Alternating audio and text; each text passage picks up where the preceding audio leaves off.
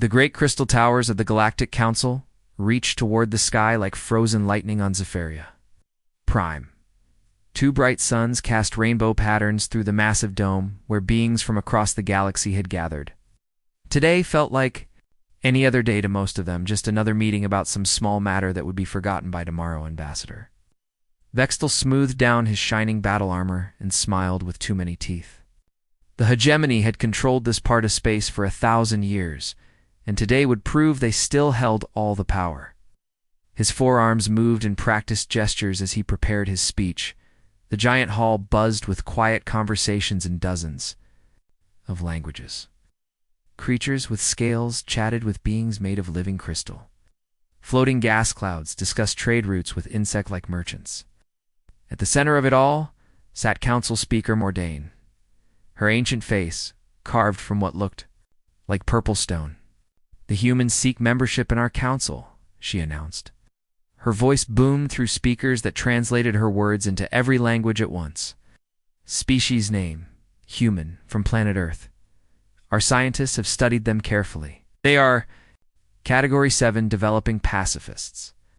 In the small observer section, 3 humans sat quietly. Captain Li-Hun wore a simple blue uniform with no weapons or decorations.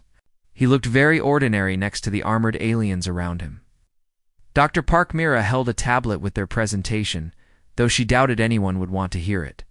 Ambassador Kim Tae watched the alien faces and saw only amusement and scorn. Vextel stood up slowly, enjoying the attention. His armor clinked softly as his forearms spread wide like he was embracing the whole room. 50 Earth years have passed since we first met these humans, he said, his voice dripping with mockery. In all that time, what have they shown us? Weakness. Pure weakness. He began to pace back and forth, his clawed feet clicking on the crystal floor. Their ships carry almost no weapons. Their colonies have no military bases. Every time someone threatens them, they want to talk about it. Pause for effect. They want to negotiate. Laughter echoed through the hall like the sound of breaking glass. The representatives found this incredibly funny. A species that preferred talking to fighting? How absurd. War Chief Gractor leaned forward in his massive chair. His species looked like walking mountains with too many eyes. "Perhaps we should test these humans before we give them anything," he rumbled. "A few small attacks on their outer colonies would show us what they're really made of. If they deserve protection under galactic law, they should prove it." The laughter grew louder. Several representatives nodded their heads, or whatever they used for heads. This seemed like a wonderful idea to them. Ambassador Kim Tae rose slowly from his seat. The room fell quiet, not out of respect, but out of curiosity. What would the weak humans say now? "Honored members of the council," Kim Tae said in careful, practiced words, "humanity asks only for peaceful friendship with all species. We want to protect our trade routes and share what we have learned. Our people have made great advances in science and medicine. We believe cultural exchange would benefit everyone." The silence lasted exactly 3 seconds before the laughter started again, twice as loud as before. Vextel's eyes practically glowed with amusement. "Cultural exchange?" he wheezed between laughs. "What could a baby species that just learned? To travel between stars, possibly teach civilizations that have crossed the galaxy for thousands of years. What wisdom could you share with us?" Dr. Park Myra gripped her tablet tighter. She had spent months preparing presentations about human achievements in medicine, physics, and engineering. She had hoped to show them cures for diseases that plagued several alien species. She had wanted to share agricultural techniques that could feed hungry worlds. None of it mattered now. The vote happened quickly. No discussion, no debate, no chance for the humans to present their case. Hands, claws, tentacles, and stranger appendages rose into the air. The decision was unanimous and brutal. "The human application for council membership is denied," Mordain announced. "Furthermore, this species will be placed under probationary observation to determine their fitness for any future considerations." Kim Tae knew what those words really meant. Probationary observation was diplomatic language that gave the hegemony permission to attack human colonies and call it law enforcement.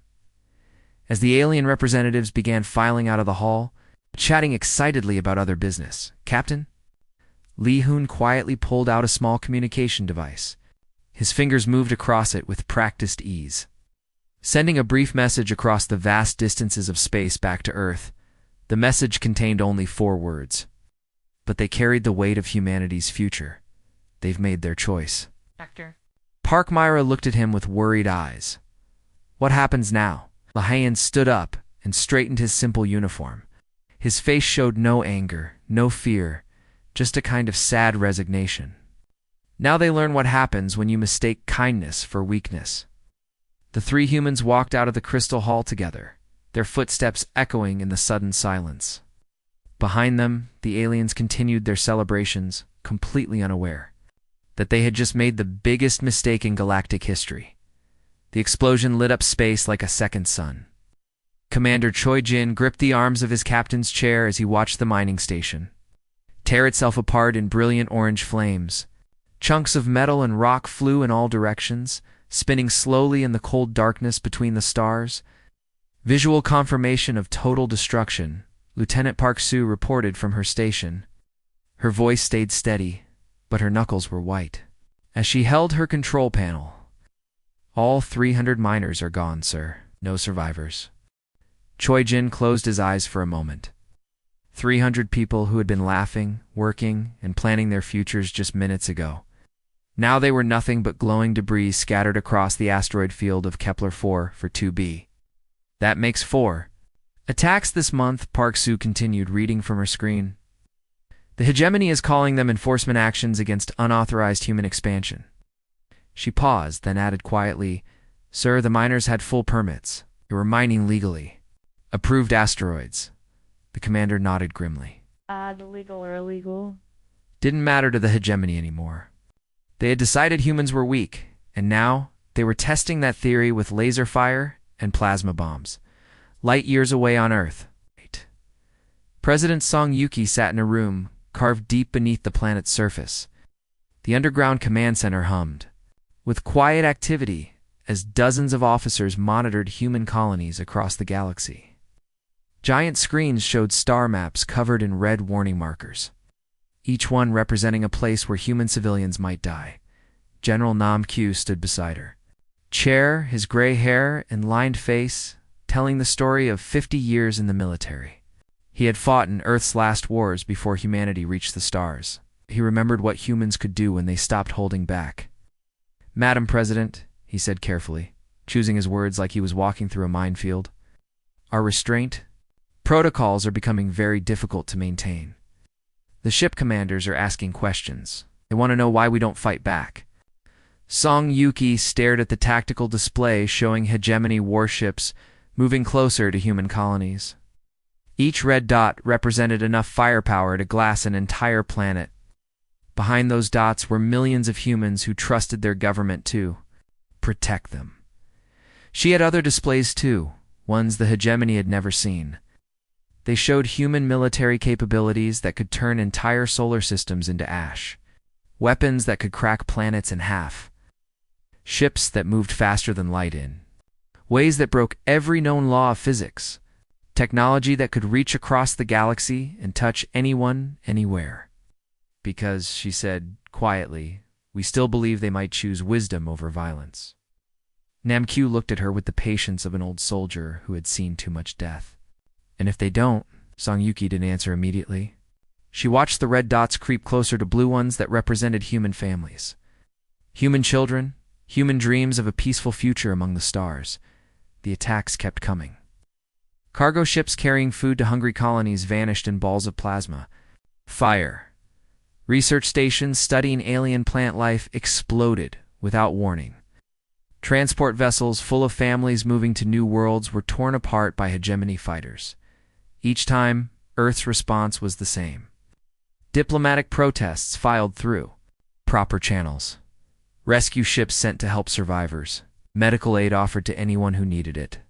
The humans followed every rule, obeyed every law, and absorbed every attack with what looked like endless patience. The hegemony saw this patience as proof of human weakness.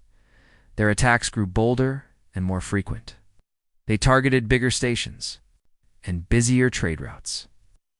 They began hitting research facilities that had no military value at all. The worst attack came without warning. The medical research station, orbiting Proxima Centauri, was home to 200 scientists from across the galaxy.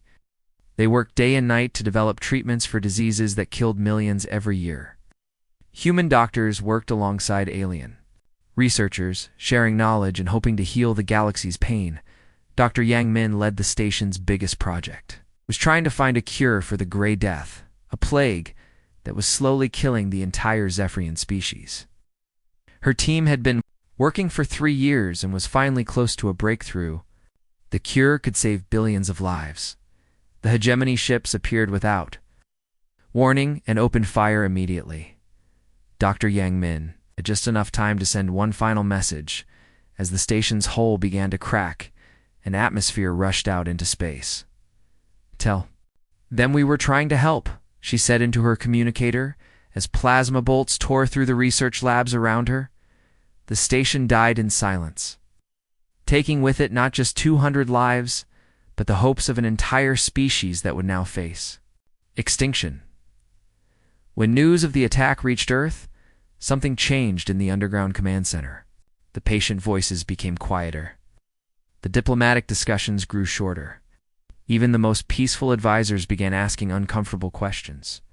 President Song Yuki stood alone in her office, looking at photos of Dr. Yang Min and her team. They had volunteered for the most dangerous assignment in human space because they wanted to help alien species that most humans had never even met. 3 days later, she walked into the main communications room in order to broadcast to every civilization in the galaxy. Her final diplomatic message would be heard from the crystal spires of the Galactic Council to the deepest mining stations on the galactic rim. It would be humanity's last attempt at peace. The communication chamber was completely silent except for the soft hum of machines. President Song Yuki stood alone in the center of the room, surrounded by cameras and transmission equipment that would carry her words to every corner of the galaxy. Behind her, the colorful flags of Earth's nations hung perfectly still in the artificial gravity. On her desk, reports kept arriving. Another human transport destroyed, a mining colony attacked, civilian scientists killed while trying to help alien species. The numbers kept growing, and with each new report, something cold and hard settled deeper into her chest. She looked directly into the main camera. In a few seconds, her face would appear on screens across thousands of worlds. Alien leaders would see her in their palaces, their war rooms, their council chambers. This would be humanity's final attempt at peace. "Honored members of the Galactic Council," she began. Her voice was calm and steady, but there was something underneath it that made listeners lean forward. Something that made veteran diplomats stop their conversations and pay attention. Light years away, Ambassador Vextel lounged in his private chambers on the Hegemony flagship. He was already writing his mocking response, planning the cruel jokes he would make about the desperate human leader. Through his viewport, he could see his fleet's weapons, charging for tomorrow's attack on humanity's largest colony. The human woman looked so small on his screen, so fragile compared to the mighty warriors of the Hegemony. Her simple clothes and plain appearance made her seem almost like a child playing at being important. "For 50 years, Song Yuki continued, humanity has sought to join your community. As peaceful neighbors, we have followed your laws exactly. We have respected every boundary you set. We have absorbed attack after attack because we believed in the possibility of a better galaxy." She paused, and in that moment of silence, something shifted in her expression. The diplomatic mask slipped just slightly, revealing something harder underneath.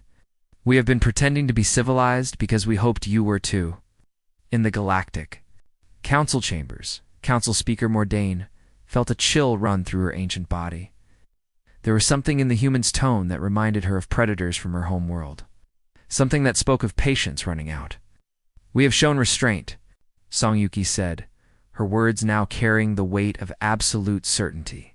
"Not from weakness, but from genuine desire for peaceful coexistence. You have mistaken our civility for inability. You have confused our mercy with cowardice. She stepped closer to the camera, and now every being watching could see her eyes.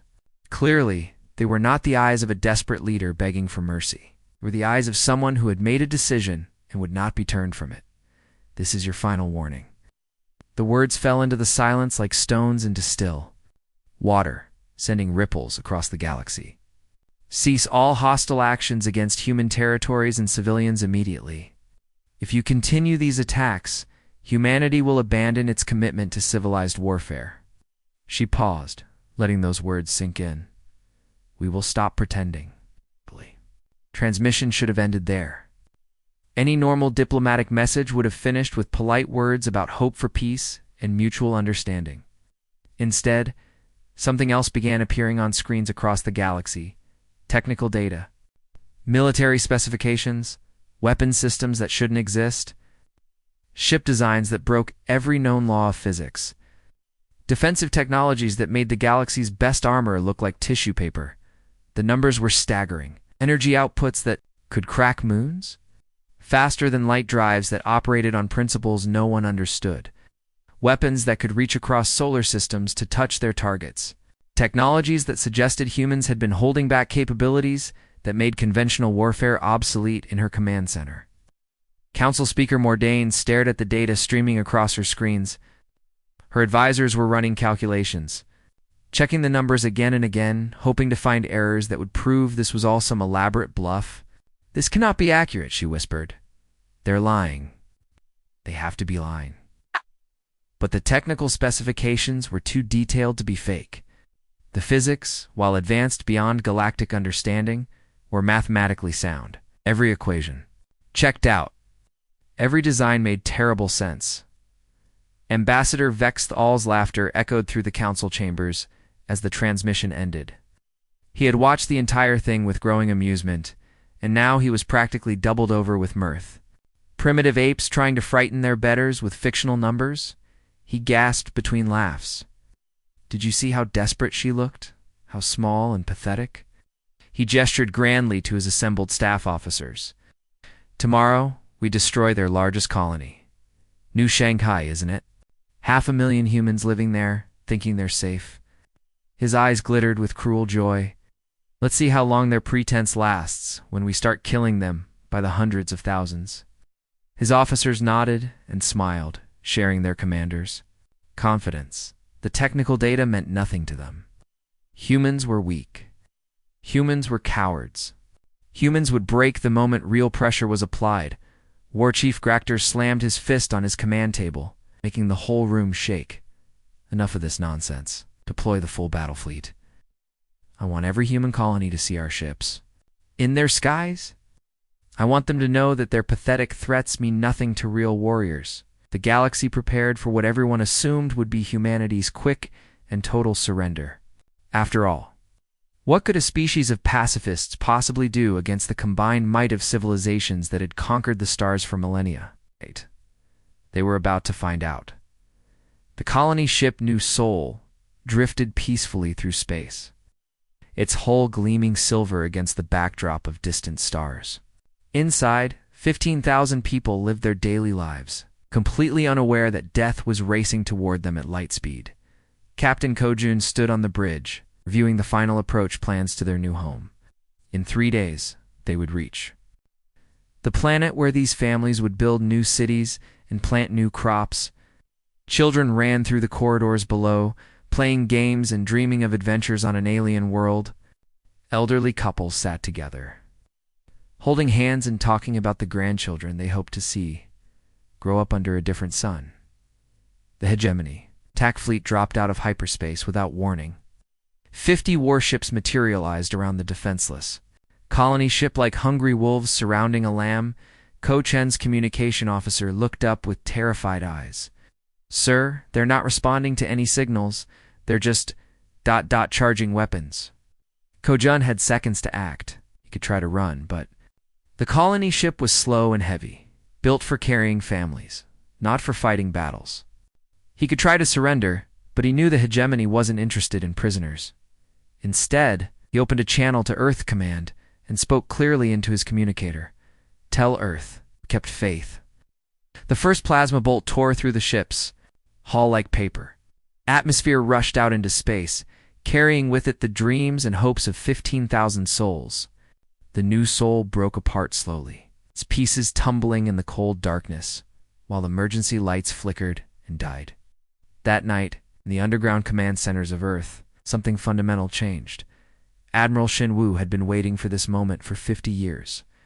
He had watched humans die while following rules that their enemies ignored. He had obeyed orders to show restraint while civilians were murdered. Now, finally, those orders were different. The message from Earth Command was simple and terrible. All restraint protocols are canceled. Rules of engagement are suspended. Show them what humans really are. Shinwu stood before his assembled fleet commanders, men and women who had spent their careers learning to hold back humanity's true potential. Their faces were grim but eager. They had been pretending to be civilized for so long that they had almost forgotten what they really were. All units, he broadcast to every human ship in the galaxy, gloves off. Show them what we learned during 10,000 years of warfare on a world that tried to kill us every single day. The first sign that something had changed came in small ways. Hegemony ships began reporting navigation problems. Computers showed readings that made no sense. Star charts displayed impossible distances. Communication systems carried whispered voices speaking the names of dead soldiers. Commander Vextel stood in his flagship's bridge, staring at reports that couldn't possibly be true. His supply ships were arriving at their destinations, but the supplies inside had been changed. Food that looked normal but made his soldiers sick. Weapons that fired once and then exploded. Computer systems that worked perfectly until the moment they were needed most. How are they doing this? He demanded of his technical officers. We control these supply routes. We inspect every shipment. His officers had no answers. The supplies looked normal when they loaded them, the weapons tested perfectly at the factory. The computers passed every diagnostic test. Yet somehow, between leaving the factory and arriving at the destination, everything had been subtly altered. General Kong Ho led humanity's first real offensive, and it was unlike anything the galaxy had ever seen.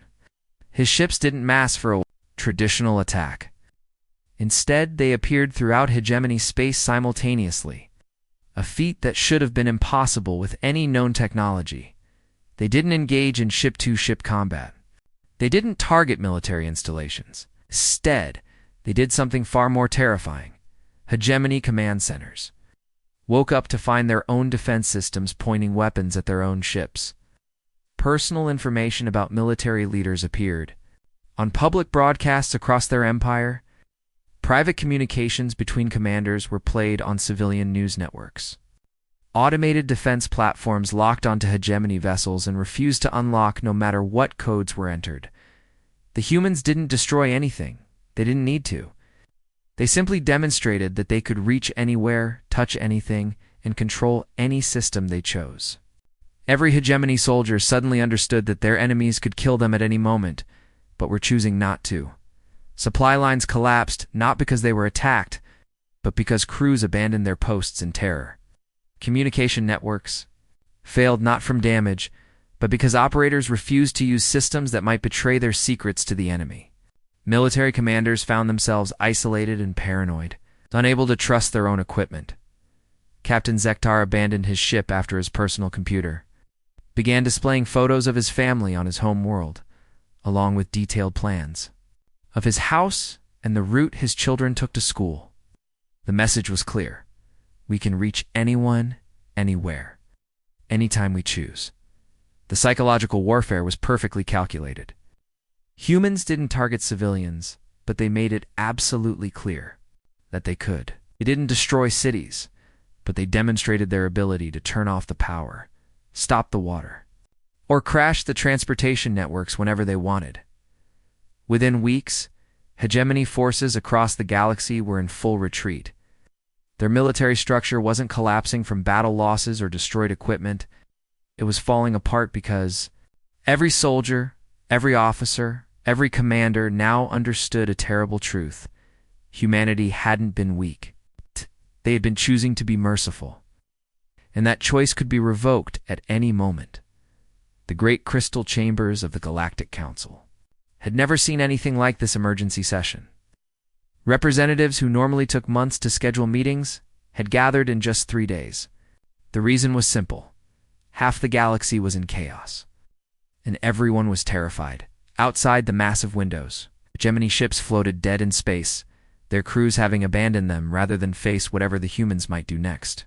Inside the chambers, beings who had ruled star systems for millennia sat in nervous silence. Jumping at every sound, the doors opened with their usual musical chime. But the sound made several representatives flinch. President Song Yuki walked into the chamber, flanked by Admiral Shinwoo and General Nam Q. The 3 humans looked exactly as they had months ago. Calm, professional, and utterly ordinary. But now everyone in the room knew better. Council Speaker Mordain rose from her ancient seat, her hands shaking slightly as she gripped her ceremonial staff. Her voice, once commanding and confident, now carried a tremor that everyone could hear. President Song Yuki, she began, pausing to clear her throat. We thank you for accepting our invitation to this emergency session. Song Yuki nodded, politely, as if this were any normal diplomatic meeting. Thank you for inviting us, Council Speaker. I hope we can finally resolve our differences peacefully. The word peacefully made several aliens shift uncomfortably in their seats. They had all seen the reports. The Gemini fleet scattered across dozens of star systems, their crews too terrified to fight. Military commanders hiding in bunkers, afraid to use their own communication systems. Supply lines abandoned because no one trusted their own equipment anymore. Ambassador Vextel sat in the corner, no longer wearing his bright ceremonial armor. His forearms hung limply at his sides, and his once-proud eyes stared at the floor. His mighty hegemony fleet had been defeated without losing a single ship to enemy fire. They had simply given up, run away, surrendered to an enemy that never even shot at them. Honored Council, Song Yuki continued, her voice carrying the same calm tone she had used in her warning months earlier. Humanity remains committed to peaceful coexistence and galactic cooperation. We ask again for membership in your community. The words were exactly the same as before, but now they carried a weight that made the entire chamber hold its breath. Everyone remembered how they had laughed at this request the first time. No one was laughing now. Council Speaker Mordain struggled to find the right words. The demonstrations of your capabilities have been noted. Perhaps we were hasty. In our initial assessment of your species, Admiral Shinwoo stepped forward slightly. His voice was quiet, but carried clearly through the chamber. You were hasty, he agreed simply. We showed you our peaceful intentions first. We shared our medical research. We offered cultural exchange. We followed every rule you set. He paused, letting his words sink in.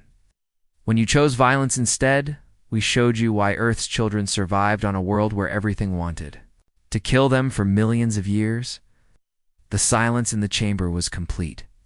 Even the usual background hum of the translation devices seemed muted. Everyone understood now that humanity hadn't been weak or primitive.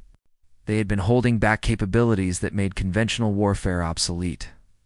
War Chief Gractor, who had once called for testing human resolve, now couldn't meet anyone's eyes.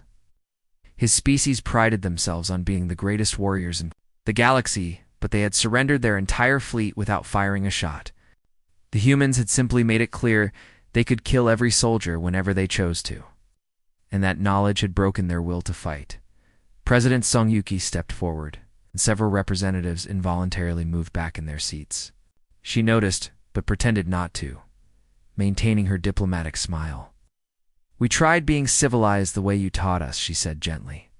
When that failed, we demonstrated how we learned to survive and thrive in a universe that showed us no mercy.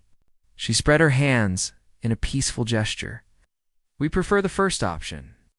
The choice, as it has always been, remains yours. The vote was called immediately. There was no debate, no discussion, no committee meetings. Hands, claws, tentacles, and stranger appendages rose into the air in perfect unison. The decision was, unanimous humanity would receive full council membership with complete protected status for all their territories, no species dared abstain. No one wanted to risk being seen as opposed to humanity's wishes. As the session ended, General Nam Q quietly spoke into his communicator. Across the galaxy, human military units received new orders. Return to defensive positions. Resume scientific missions. Continue peaceful expansion. The war that had lasted only weeks was officially over. But as the alien representatives filed out of the chamber, a chilling understanding spread among them like a cold wind. Humanity had been choosing to be civilized all along. They had been pretending to be tame, holding back their true nature out of genuine hope for peace, and that pretense could be withdrawn at any moment. The final message from Earth reached every world in the galaxy within hours. It appeared on screens in palaces, in slums, in military headquarters and children's schools. The words were simple and friendly, delivered in Song Yuki's warm voice. Welcome to the family. We're glad we can all be friends. But everyone who heard it understood the unspoken addition. As long as you remember what happens to those who aren't,